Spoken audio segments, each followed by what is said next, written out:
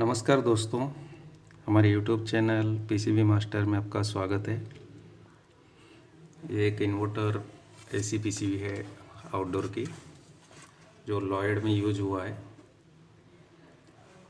और इसमें कुछ प्रॉब्लम था, वो सॉल्व हो गई है। बट इसका दो सर्किट हम अभी एक्सप्लेन करने वाले हैं। ड्राइंग निकाल रखा है हमने और इसमें एसी वोल्टेज को डिटेक्ट करने के लिए, माइक्रो कंट्रोलर को डिटेक्ट करने के लिए दो सर्किट बनी हुई है।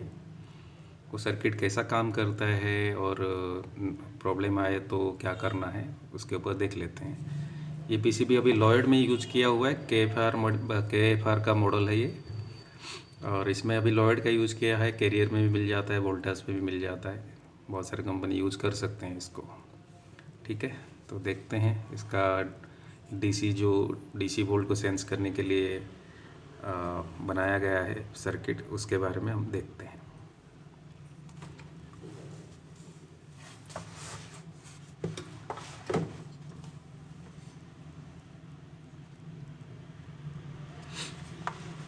तो इसका सर्किट हमने ड्राइंग कर रखा है यहाँ पे। ब्रिज रेक्टिफायर लगा हुआ है, फिर उसके बाद इंडक्टर लगा हुआ है, जो इसमें आप देख सकते हैं। ये वाली इंडक्टर पीसीबी में फिटिंग है। इंडक्टर के बाद एक 3 टांग वाली डायोड लगा रहता है, लेकिन सिंबल ऐसा ही रहता है, उसमें 2 एनोड होती है, 1 कैथोड होती है। तो वो शॉर्ट की डायोड होता है, तो इसका सिंबल ऐसी तरह से होती है, तो हमने इसको ड्रॉ ऐसा कर दिया। फिर अपना कैपेसिटर लगा रहता है, जो आपका आईपीएम को भी चलाएगा और एसएमपीएस भी चलाएगा। 330 वोल्ट के आसपास कैपेसिटर में यहाँ पे 330 वोल्ट प्लस के आसपास मिल जाएगा, और ये ग्राउंड मिल जाएगा। यही वोल्टेज, जो 330 वोल्ट वोल्टेज कांस्टेंट है कि नहीं, एमसीयू को बताने के लिए एक सर्किट का इस्तेमाल किया गया है, जिसको डीसी लिंक सर्किट भी बोला जाता है। जो डीसी का वोल्टेज रहता है प्रॉपर है कि नहीं, इसको भेजा जाता है। इसको भेजने के लिए 2 रेजिस्टेंस यूज हुआ है। एक 1 मेगा ओम्स का रेजिस्टेंस है और एक 10 किलो ओम का रेजिस्टेंस है। अगर रेजिस्टेंस के बारे में पता होगा तो आपको पता होगा कि ये जंक्शन पे अपना वोल्टेज बनेगा कुछ अलग। जैसे यहाँ पे 1 मेगा है और यहाँ पे 10 किलो ओम है।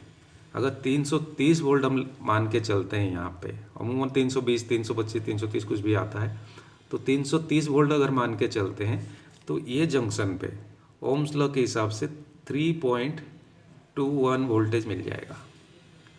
यही 3.21 वोल्टेज माइक्रो कंट्रोलर को सेंस कराना होता है। थोड़ा बहुत आगे पीछे चलेगा, 3 वोल्ट के आसपास होनी चाहिए। अगर 320 हो जाएगी तो इसका समीकरण बदल जाएगा, या 340 हो जाएगा, थोड़ा और बढ़ जाएगी वोल्टेज, लेकिन वो चलेगा। 3 वोल्ट या 3.2 वोल्ट के आसपास होनी चाहिए।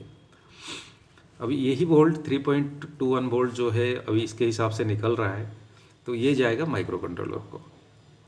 अगर बाई चांस कभी कुछ प्रॉब्लम आई, हो सके इनपुट हो या कोई कुछ शॉर्ट सर्किट हो, कुछ भी प्रॉब्लम की वजह से अगर यहाँ पे वोल्टेज ड्रॉप होना शुरू हुआ, तो वोल्टेज यहाँ पे भी ड्रॉप होगा और यहाँ पे भी ड्रॉप होगा, और एक लिमिट पे आके अगर ये माइक्रो कंट्रोलर 5 वोल्ट पे चल रहा है, तो लगभग 2.5 वोल्ट के आसपास अगर यहाँ पे हो गया, उतना वहाँ पे वोल्टेज ड्रॉप होगा, जितने की वजह से ये यहाँ पे 2.5 वोल्ट के आसपास आ गया, तो माइक्रो कंट्रोलर को ये लगेगा कि डीसी कम मिल रहा है, डीसी कम हो रहा है, डीसी वोल्टेज। तो ये डीसी लिंक का एरर देके मशीन को शट डाउन कर देगा। और सपोज कोई कारण की वजह से यहाँ पे हाई वोल्ट होते जा रहा है, वोल्टेज बढ़ रहा है, यहाँ पे वोल्टेज बढ़ेगा, तो यहाँ पे भी वोल्टेज बढ़ेगा। ये जंक्शन पे 2 रेजिस्टेंस के बीच में तो एक जंक्शन बनती है, ये जंक्शन पे वोल्टेज बढ़ेगा। तभी ये क्या करेगा, हाई वोल्ट का एरर देगा, जो डीसी लिंक एरर के थ्रू ही पता चलेगा इसको हाई वोल्ट हो रहा है। कुछ भी वोल्टेज बढ़ेगा, बढ़ते जाएगा। अगर यहाँ पे सपोज ये 3.2 वोल्ट आ रहा है, तो और 400 मिली वोल्ट आगे पकड़ के चलिए आप, 3.6 वोल्ट तक पहुँचते ये 3.7 वोल्ट तक पहुँचते ये हाई वोल्ट का एरर देके मशीन को बंद कर देगा, डीसी लिंक सर्किट का एरर देके। तो यानी ये वोल्टेज यहाँ पे जो मेंटेनेंस एकदम स्टेबल वोल्टेज है, उसको ही सेंस कर रहा है माइक्रो कंट्रोलर। इसको डीसी लिंक सर्किट बोलते हैं। यहाँ पे आप देखे होंगे एक ट्रांजिस्टर जैसा चीज़ लगा हुआ है, लेकिन ये एक डायोड है। 2 डायोड अंदर रहती है वो ट्रांजिस्टर के अंदर। एक डायोड का एनोड ग्राउंड के साथ जुड़ा हुआ रहता है, और कैथोड जाता है यहाँ पे, और दूसरा जो डायोड रहता है उसके एनोड यहाँ पे जुड़ा रहता है, और कैथोड 5 वोल्ट के साथ जुड़ा हुआ है। और यहाँ पे ये वोल्ट, यहाँ पे जो वोल्ट मिलेगा डेफिनेटली यहाँ पे भी वही 3.2 वोल्ट यहाँ पे भी मिल जाएगा। ये 3.2 वोल्ट कभी अगर हाई वोल्ट होते गया, माइक्रो कंट्रोलर हमारा चल रहा है 5 वोल्ट में, सपोज यहाँ पे कोई भी कारण की वजह से वोल्टेज बढ़ा तो माइक्रो कंट्रोलर तो नहीं चलेगा। अगर ज़्यादा वोल्ट होता है हो जा रहा है या 5 वोल्ट के ऊपर हो जा रहा है तो माइक्रो कंट्रोल चलेगा नहीं। इसीलिए एक डायोड, ये वाली जो डायोड है, ये वाली डायोड के थ्रू जैसे 5 वोल्ट हो जाएगा, उसके ऊपर जाने के बाद ये प्लस वोल्ट अपना ये 5 वोल्ट में आके यहाँ पे मेंटेन हो जाएगी और यहाँ पे हाई वोल्ट जाने नहीं देगा कोई भी तरफ की कुछ भी। मतलब जैसे 5 वोल्ट है तो 5.5 वोल्ट भी होने नहीं देगा, ये वोल्टेज यहाँ से 5 वोल्ट में आ जाएगा। ये कैसे आएगा ये देखेंगे आगे, डायोड की फंक्शन पता करना पड़ेगा। तो डायोड का जो बेसिक फंडामेंटल वर्क है उसके हिसाब से वो काम करेगा, कोई दिक्कत नहीं, ये आ जाएगा यहाँ पे और एमसीयू अपना सेफ रहेगा। मतलब बोलने का मतलब ये है कि अगर यहाँ पे डीसी वोल्ट में अप एंड डाउन होता है, कम ज़्यादा होता है, तो ये माइक्रो कंट्रोलर सेंस करेगा 2 रेजिस्टेंस के थ्रू। ये सर्किट में कुछ ज़्यादा है नहीं, ये 2 रेजिस्टेंस के थ्रू माइक्रो कंट्रोलर को समझाया जा रहा है कि भाई यहाँ पे वोल्टेज ओके है, कोई दिक्कत नहीं है। कुछ वोल्टेज अप एंड डाउन हुआ तो एरर देके पीसीबी को बंद कर देगा। और ये सेफ्टी पर्पज भी यूज हुआ है। ये डायोड जो यूज हुआ है ये डायोड का सेफ्टी के लिए। तो ये डायोड का काम तो नहीं रहता है मोस्टली। कोई कंपनी एक ही डायोड भी डाल सकता है, सिंगल ऐसा नॉर्मल डायोड भी ऐसा एक डाल सकता है, यहाँ पे कोई इशू नहीं है। और डायोड डाल भी नहीं सकता है, कोई दिक्कत नहीं है। बहुत सारे सर्किट में आती है कि ये डायोड होती ही नहीं है, ये वोल्टेज को डायरेक्ट सेंस कराया जाता है। ठीक है, तो ये कब होगा, ये मेन कैपेसिटर है हमारा जो एसएमपीएस को भी चलाता है और अपना आईपीएम को भी चलाता है। यहाँ पे कुछ वोल्टेज फ्लक्चुएशन हुआ, कोई दिक्कत आई तो ये प्रॉब्लम आएगा, तभी माइक्रो कंट्रोलर अपना काम करना शुरू करेगा। और ये डायोड का फंक्शन आपको बता देता हूँ। ये डायोड समझ लीजिए कि 2 वोल्ट है अपने पास, तो 2 टंकी हम बना लेते हैं, यहाँ पे पानी का बाल्टी बना लेते हैं और यहाँ पे एक होल कर देते हैं और एक बैरिकेज लगा देते हैं। ठीक है, तो यहाँ पे मैं 5 लीटर का पानी भर लेता हूँ और यहाँ पे 3.2 लीटर। तो जैसे कि अभी यहाँ पे 5 लीटर पानी है और ये 3.2 लीटर पानी तो इसमें नहीं जाएगा, और यहाँ पे 5 लीटर पानी ये भी क्यों नहीं आएगा, यहाँ पे बैरिकेज लगा हुआ है। या तो ये पानी का लेवल बढ़ना चाहिए या तो घटना चाहिए, यही कंडीशन में ये डायोड काम करने वाला है। ये वोल्टेज जैसा बढ़ेगा 5 के ऊपर जाएगा, वो ये साइड आ जाएगी बाकी वोल्टेज।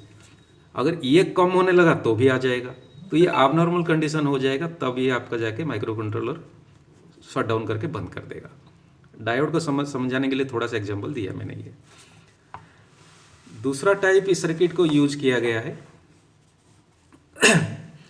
जैसा ही आपका एसी इनपुट कम आया, कोई भी कारण से एसी इनपुट कम हो गया, तो ये डायरेक्ट ब्रिज से ही एक लिंक ले लिया है इंडक्टर से पहले। ये हमारे इंडक्टर है, इंडक्टर से पहले ब्रिज से प्लस वोल्ट से ले लिया है इसको, और सेम सर्किट है ये। अगर एसी वोल्टेज कम हुआ तो डीसी भी कम हो जाएगी आपका। यहाँ पे जो पल्सेटिंग डीसी आने वाली है कैपेसिटर से पहले, ये कैपेसिटर लगा हुआ है, और कैपेसिटर से पहले जो पल्सेटिंग डीसी आएगा वो कम हो जाएगी। वो कम होने के कारण माइक्रो कंट्रोलर को पता चल जाएगा डीसी कम हो रहा है। डीसी कम हो जाएगा मतलब आपका कैपेसिटर चार्ज नहीं होगा। तो माइक्रो कंट्रोलर क्या करेगा, पीएफसी सर्किट एक्टिव करेगा, और पीएफसी सर्किट एक्टिव होने के बाद आईजीबीटी स्विचिंग करके ये इंडक्टर को चालू करेगा। ये इंडक्टर चालू होगा तो यहाँ पे वोल्टेज मेंटेन होने लगेगा। ये जो मेन कारण इसका ये यूज़ करने का रीज़न ये है, एसी जैसे ही एसी सप्लाई कम होगी आपका, तो ये डीसी पल्सेटिंग डीसी कम होने लगेगा। यहाँ पे पल्सेटिंग डीसी कम होने से माइक्रो कंट्रोलर पीएफसी एक्टिव कर देगा। पीएफसी एक्टिव करने के बाद इंडक्टर चार्ज होते रहेगा और सप्लाई आगे देते रहेगा, ये डायोड के थ्रू। और ये वाली सर्किट इसलिए यूज किया गया है कि जो जैसा अभी इंडक्टर चार्ज कर रहा है, लेकिन एसी सप्लाई इतना भी कम नहीं होनी चाहिए कि इंडक्टर स्विचिंग करना ही बंद कर दे। मोस्टली देखा जाता है कि 160-70 वोल्ट तक इंडक्टर चार्ज होता है, लेकिन 160 या 150 वोल्ट पे आगे आ जाएगा तो फिर यहाँ पे डीसी कम होने लगेगी। इंडक्टर स्विचिंग कर रहा होगा लेकिन डीसी कम हो जाएगी, और एक लिमिट पे आके इंडक्टर रुक भी जाएगा। तभी यहाँ पे जो डीसी कम होगा ये वाली सर्किट यहाँ से यूज करके माइक्रो कंट्रोलर डीसी लिंक का पता लगा रहा है। Okay, thank you.